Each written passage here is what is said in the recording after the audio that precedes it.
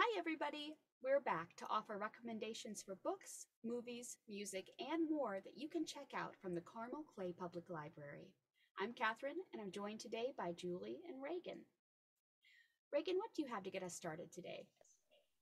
Hi, Catherine. Good to see you. I have a great book. Imagine if you took the PBS documentary about the wolves returning to Yellowstone National Park and a really well-written female empowerment story about overcoming trauma. Then you would have Once There Were Wolves. It's by Charlotte McConaghy. Said that right. Okay, so the main character, Inti Flynn, is a biologist and a protective twin sister. She aims to rewild a wolf population into the Scottish Highlands in an effort to fight against climate change. She wants to help regrow the forest overrun by the deer population and restore the ecosystem. In addition, the author Charlotte McConaghy writes a lush and vivid, multi-layered story of trauma and domestic violence and how it leaves people broken, much like the world Inti lives in. So the story follows the twin sisters. Aggie is muted by a trauma so horrifying that she can no longer take care of herself. Inti knows the source of her sister's trauma, but the details are kept until later.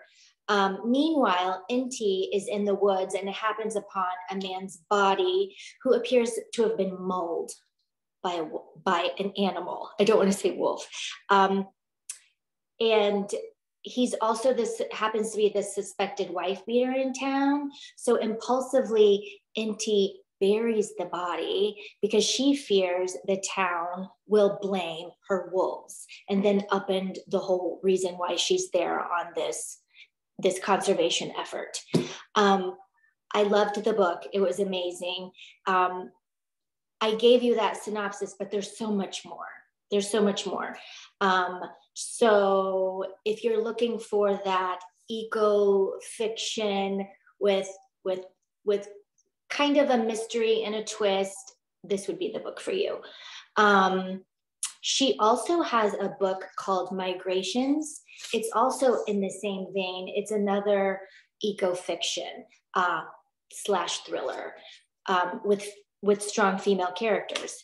And both of these are available at West Branch. This one is her newest one, so you would have to put a hold on this one, but it's available on Libby. But yeah, both copies of these books are available today at West Branch. So I was kind of surprised that we had this on the shelf because it's a new book and I loved it. How about you, Julie? Great. My recommendation this month is Taste, My Life Through Food by the actor Stanley Tucci. And Tucci comes from an Italian-American family and spent a year of his childhood living in Italy. So a lot of his taste in food is gravitating towards Italian food, which I love as well. So his family, as well as some of his films such as Big Night and Julie and Julia, have influenced his love of food and cooking, and he explores those routes in his book. And so his memoir is inviting and funny, and it makes you feel as a reader like he's a friend of yours and you're sitting around the kitchen table and he's telling you stories. And many of his stories are accompanied by recipes. And if you happen to catch any of his YouTube cocktail making videos during COVID shutdown, which are famous now, you'll be glad to know that the Negroni recipe and a few others have made it into his book as well. So you can make yourself a Stanley Tucci inspired cocktail after reading the book. So Tucci's writing is honest and it's respectful, especially as he shares stories that are sometimes painful, reflections such as his first wife's dealing and death with cancer, and then his own fight with cancer that altered his taste of food and his relationship with it. So food writing and celebrity memoir fans will enjoy this book, and some of Tucci's famous friends also make appearances in his stories. Taste, My Life Through Food by Stanley Tucci is available in large print, ebook, and downloadable audiobook. And the library also has quite a collection of Stanley Tucci movies on DVD, Blu-ray, and Hoopla for you to check out. So let's hear what Catherine has to recommend this month. Thank you both so much. I love both of those recommendations. I listened to the Stanley Tucci audiobook, and it's wonderful after seeing those Instagram and TikToks from him during COVID. I have a book as we come out of Halloween, and it's one, personally for me as a reader, it is my number one so far book I've read this year in October of 2021. And it is The Rules of Magic by Alice Hoffman. And it is the most recent and the last of the Practical Magic books by Alice Hoffman. So if you have just seen the Practical Magic movie from the 90s, there is so much more to that world to get to know. And it's such a fun ride.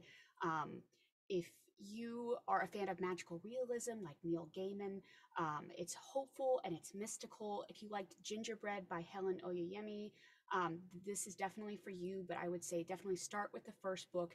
Give these books the attention they deserve and make your way through. There was a prequel last year that really explored the love curse that was put on this family in 1680. And now this year we see in the movie Practical Magic, you're introduced to the aunts. And we had Nicole Kidman, and it was such a well done movie, but the books are so rich in details of the lives of these women and their love for each other, their relationships. With this finale, we have the three most generations together, the recent ones. We have Sally and Jillian, the sisters, their elderly aunts, Jet and Franny, their long lost uncle, Vincent, and we have their girls, who are Kylie and Antonia. And in the movie, Kylie and Antonia know all about magic, but this is why you should always read the book, because in the books, here they are in their early 20s and 30s, and unlike the film, they have no idea that they are descended from a long line of witches.